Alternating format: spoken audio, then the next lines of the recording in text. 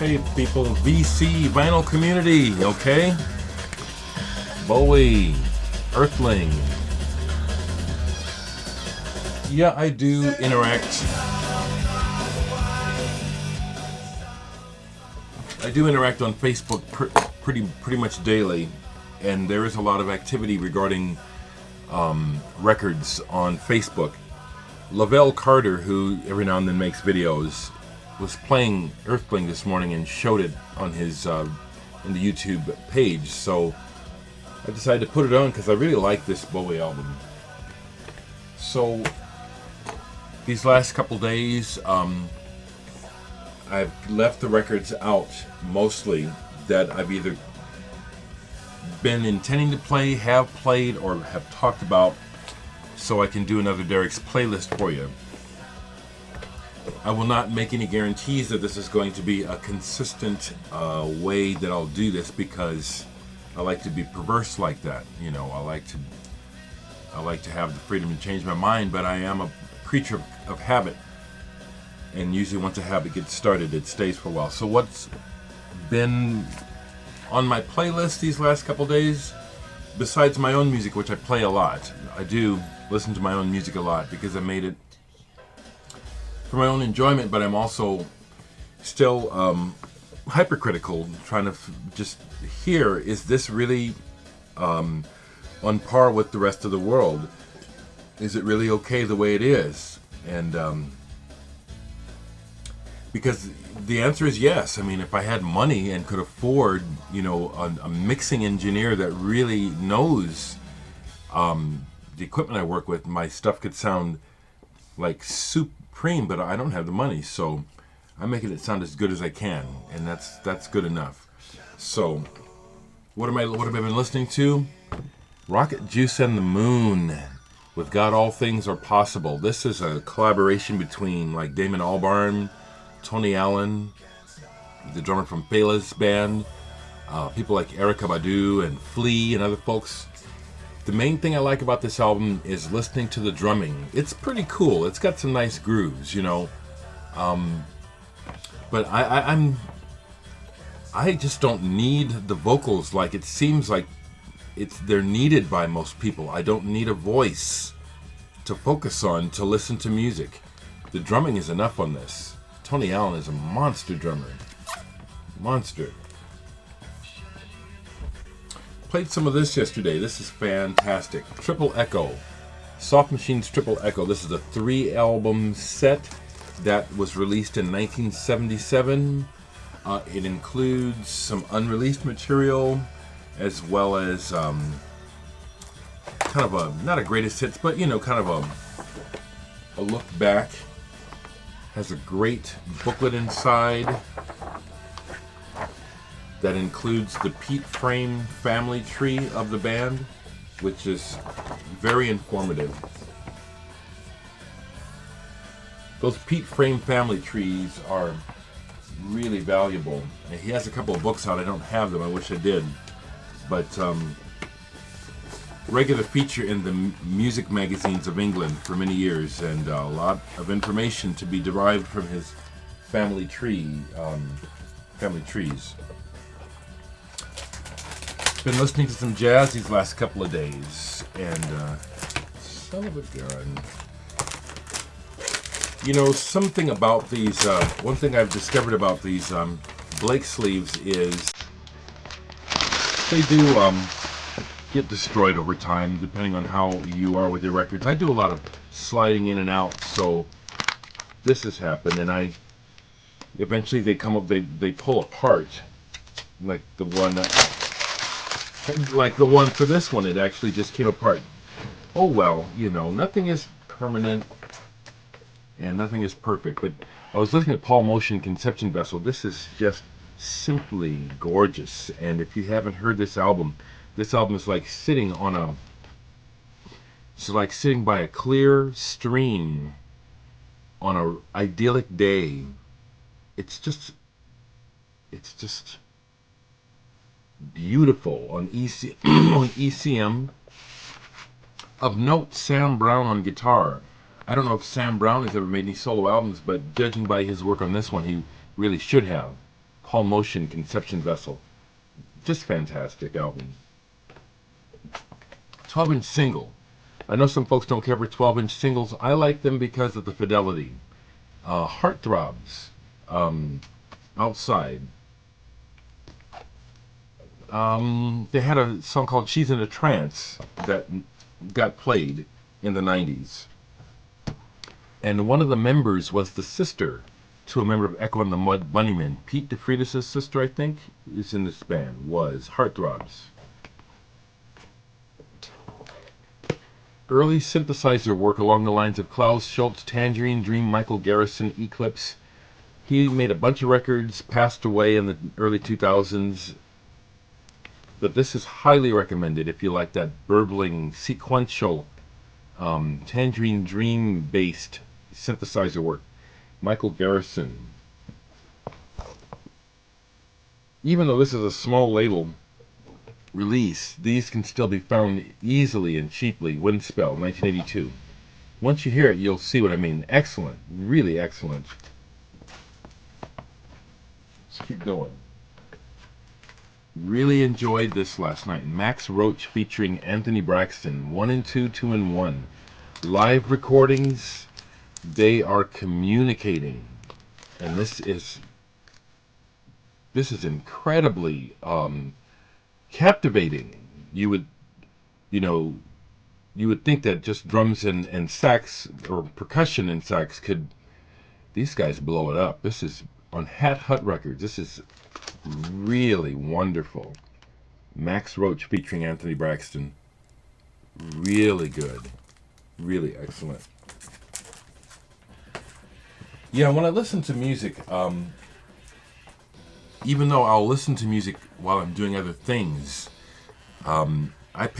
music is really important to me, so I really pay a lot of attention.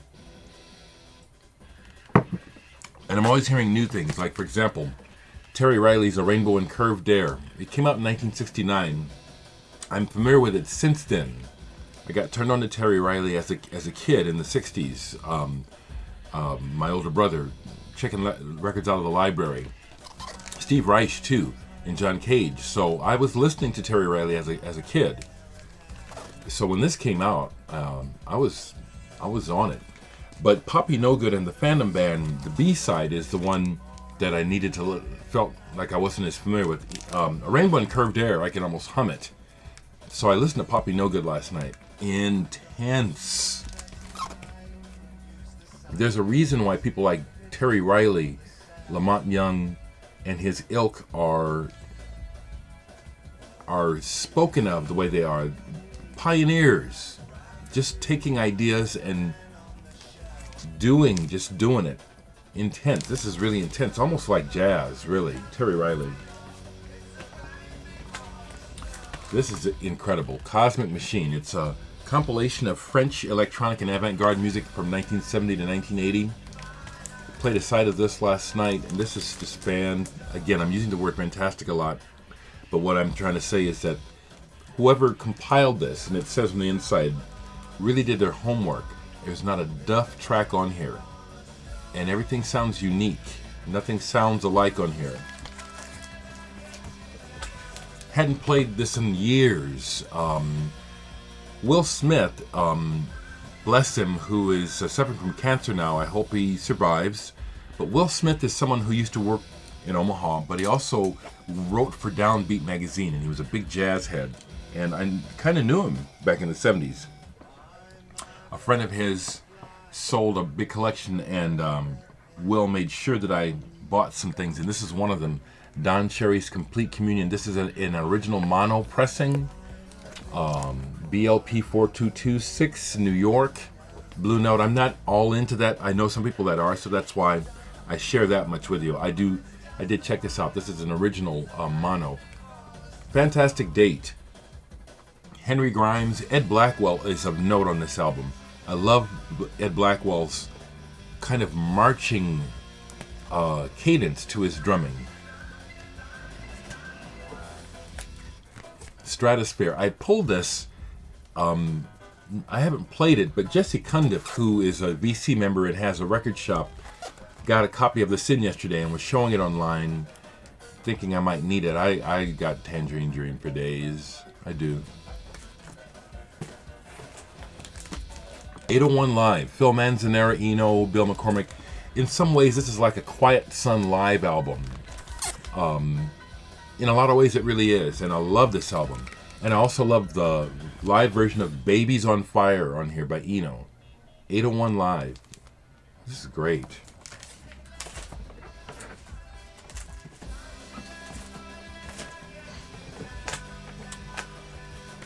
Yeah, music. It's such a comfort, you know. And in these bleak, to me right now, these times are bleak. All this war going on, not just in the Middle East, but, you know, all of the bloodshed in Africa, you know. Every time man finds new resources, it's time to kill to get them. I just got to say that I think that's really sad that we are so barbaric. Drafted by Minotaurs, Aversion Therapy. This is ambient, analog, acoustic instruments, but droney and swirly, and it builds up slowly, and it's really, really very good. This is a limited edition of 448 copies. I got this out at Amoeba Music a few years ago when I was out there. Drafted by Minotaurs on Infraction, small label. I recommend this. The cover captures it. It sounds like this. Yeah, it does. It sounds like that. Played a classic favorite of mine yesterday. This album is like going away to an island in the clouds. Renaissance Prologue. I just love this album from start to finish. It's like a dream world to me. Annie Haslam's voice and the way this album was recorded, it's like the cover really is perfect. It's like being in a different land. I love this album. Pulled this 10-inch by Boris. I was showing it online and then I decided to play it, and I love Boris. This is a split that they made with Stupid Babies,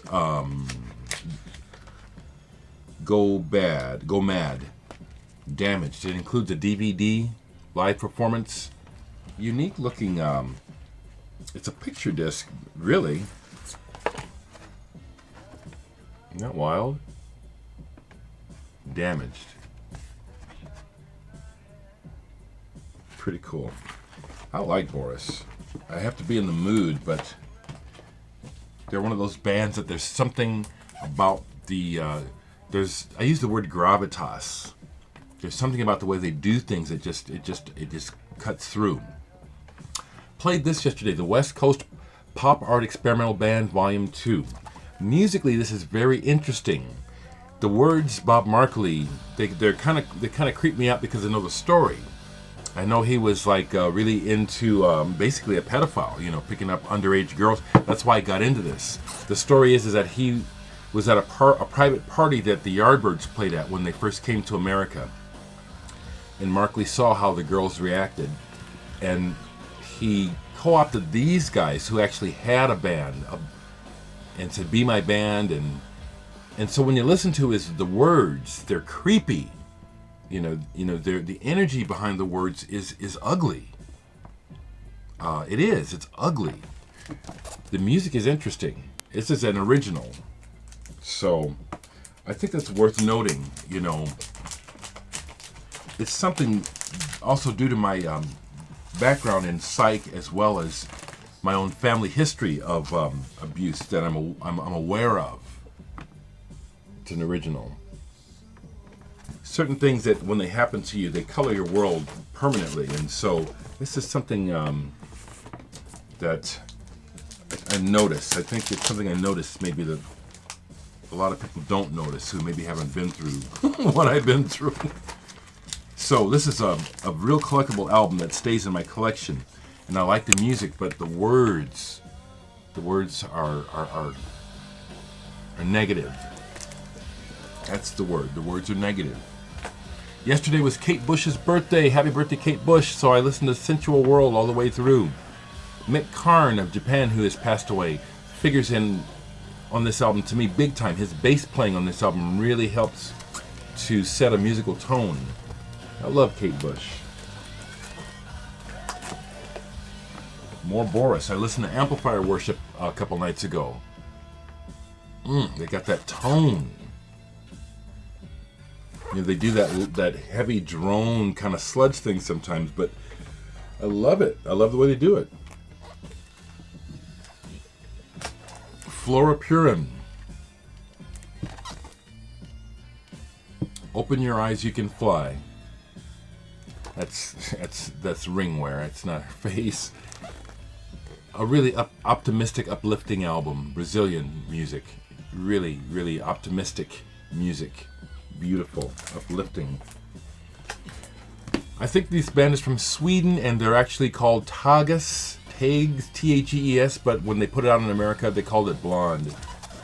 And I had just been needing to play this. This is pop music that has a bit of a bluesy feel to it. I think this is really good. Sunshine Pop, the Cambridge concept of Timothy Clover. Some of this is twee, but there's a couple songs in here like Great World Next Door. Great pop on the Tower label. Great pop. Yonebayashi, Japanese band from the 70s, kind of a psych experimental band. Ishoku Sokohatsu. This is excellent. Excellent Japanese psych rock. Fantastic. This is not an original because the originals are extremely pricey. This is unofficial on Phoenix. He did a great job on it though. Got into some more Brazilian music. Cesar Camargo, Mariano and CIA. Fantastic. Instrumental. Just lots of flavor. I love Brazilian music. Here's another one. Cama de Gato. Guerra Fria. Also fantastic. I don't know anything about these musicians, but they made an excellent, excellent Brazilian jazz album. Cama de Gato. Fantastic. I think this is out of the 80s. Peter Ivers Band. Some of you folks may remember New Wave Theater. It was part of Night Flight. Was that back in the 80s? And Peter Ivers was the host. But he had made this album back at the end of the 60s. He's a harp player. And this is weird. It's a blend of edgy rock, blues harp, and experimental kind of open compositions. This is really good. Kind of hard to listen to at first, but really good.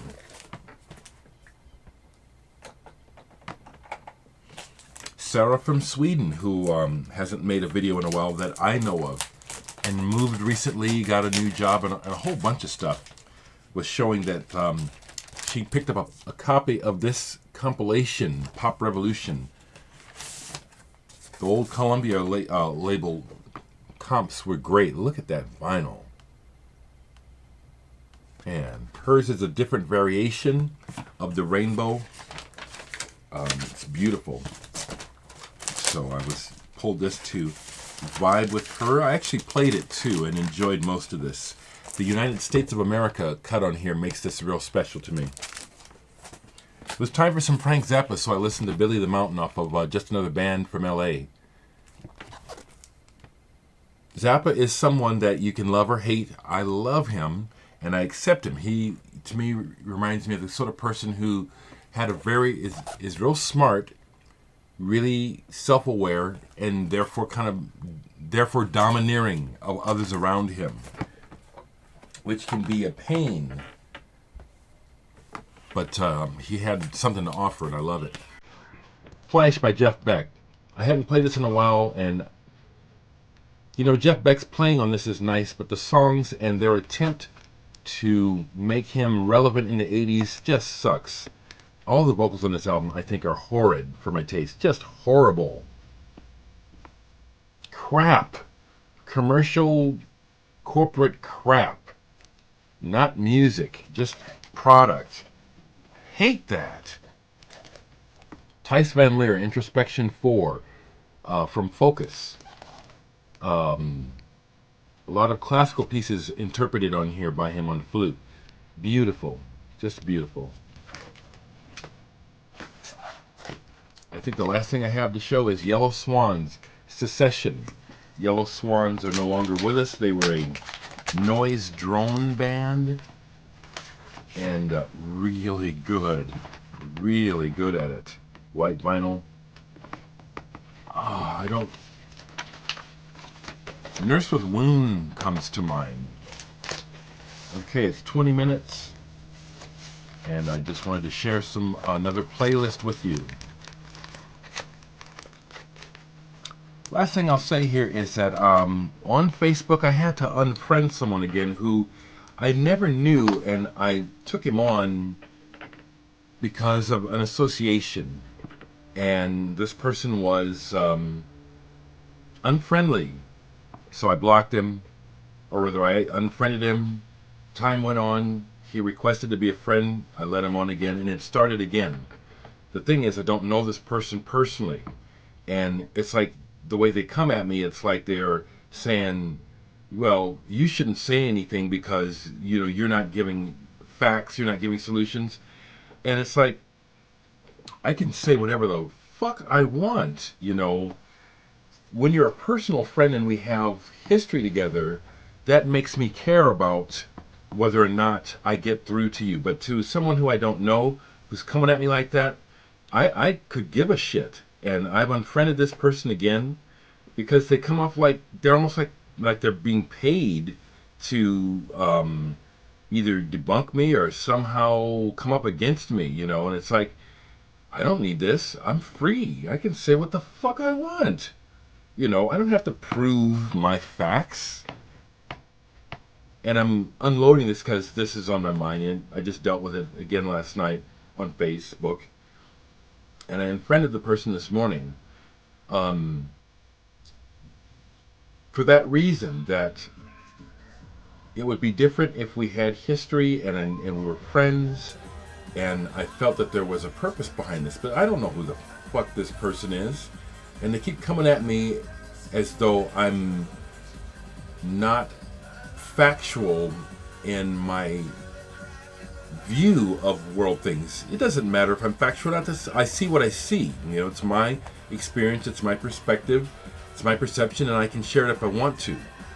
And that was bothering me. And so I'm sharing with you that I unfriended this person. They might watch this video. I'm not going to say the person's name. You know, if you watch this, I don't know where you're coming from. Sounds to me like, you know, you really accept the party line, the information that the mainstream media disseminates regarding world politics. I always read between the lines and try to get as much information from other sources as possible to try to figure out what makes sense, because I know that the U.S. Media is owned by a small group of corporations, and it's propaganda, you know. Plus, I'm gonna bitch. I'm gonna let this off my. I'm gonna unload a little bit. Plus, in my comments, what I'm expressing is human concern. And to have this person or anyone come at me like I'm doing something wrong for expressing concern for humanity is bullshit. War sucks. And regardless of what's happened historically because of war, we are not needing war now. War is not solving anything. It's not, you know, and one of the big things that's happening with war is the U.S. is getting rich on military sales. Blood money. That enough is enough to upset me, okay, and cause me to say something. So I'll continue to speak out. It's my right.